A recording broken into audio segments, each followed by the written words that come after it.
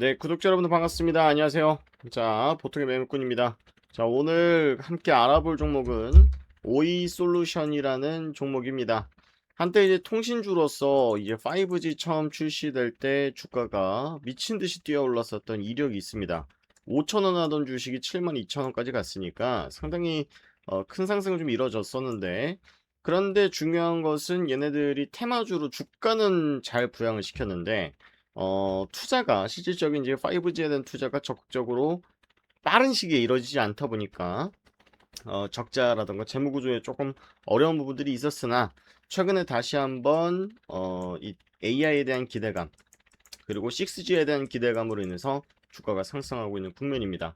그래서 요 종목 앞으로 어떻게 될지 한번 알아보도록 할 테니까, 여러분들 구독과 좋아요 한번 눌러주시면 제가 오늘뿐만 아니라 앞으로 이뤄지는 일들에 대해서 세세하게 브리핑 도와드리도록 할 테니까 많은 구독해 주시길 바랍니다. 자, 일단 최근에 증권사 리포트를 보면은 아주 좋은 이야기들을 하고 있습니다. 목표 주가 6만원 유지한다라는 이야기를 하고 있고, 매출과 이익이 모두 회복 국면이다. 하반기 이후에는 흑자 전환이 예상된다라고 얘기하고 있습니다. 일단 영업 손실이 지난번의 실적들보다 훨씬 더 많이 개선된 모습이 보이고 있어요.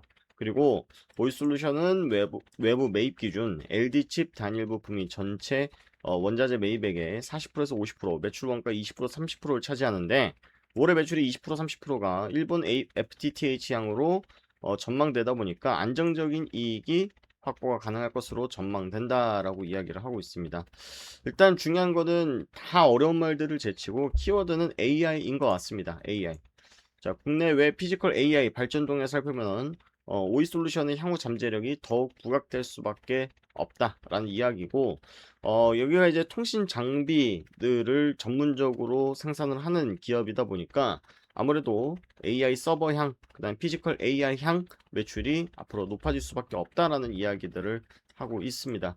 자, 그런데 최근에 이제 주가가 하락한 내용과 그다음에 투자자분들께서 많이 좀 걱정하실 수 있을 만한 내용들에 대해서 한번 살펴보자면, 자, 여기 이겁니다. 최대 주주 변경을 수반하는 주식 담보 제공 계약 체결, 이 내용인데, 이게 보시면은 쉽게 말해가지고 최대 주주가 본인의 지분을 담보로 해서 담보 제공을 해서 이 대출을 받았다라는 내용입니다. 근데 이것이 새롭게 대출을 일으킨 것이 아니라 계약 연장의 건이에요. 계약 연장의 건인데, 자, 내용을 한번 볼게요. 자, 2월 23일 날 최초의 계약을 했었던 내용인데, 만기가 5월 22일이었고 5월 22일 날 다시 한번 연장을 했다라는 내용입니다.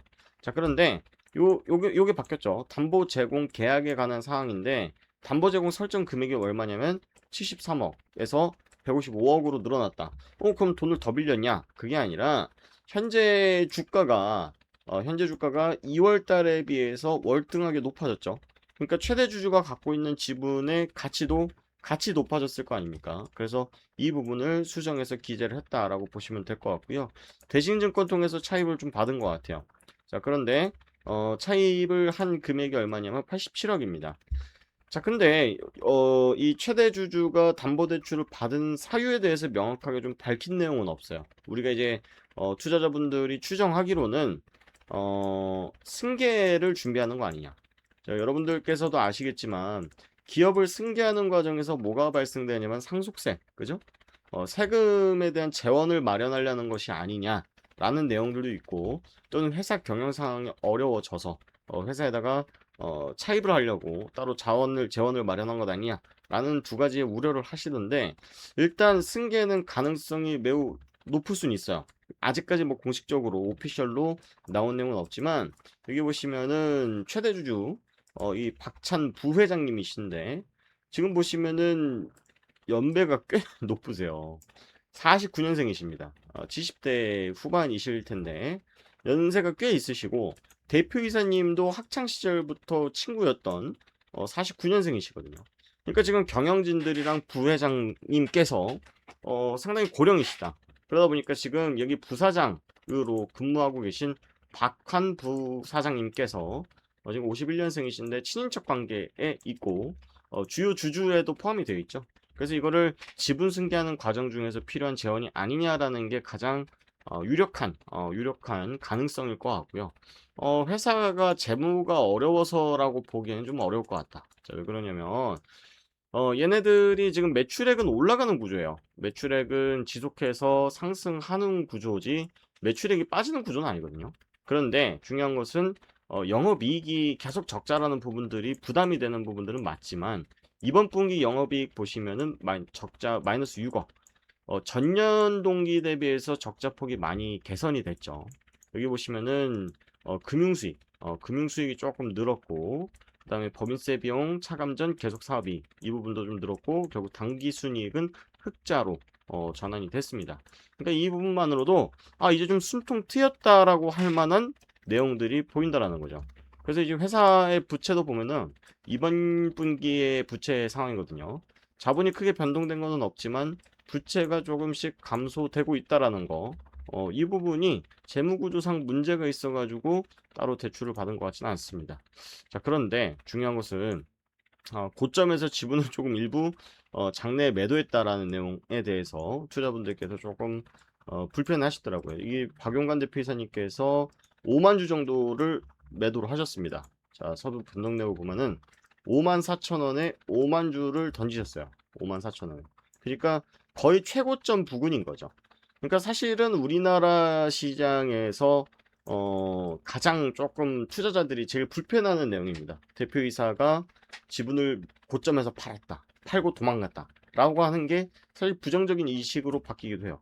왜 그러냐면 미국 같은 경우에는 주식시장이 항상 대전제가 우상향을 한다라는 대전제를 갖고 있기 때문에 오너들이 특히나 이제 빅테크 기업 같은 경우는 오너들이 현금성 자산을 보단 주식으로 자산을 형성하고 있는 경우가 되게 많죠.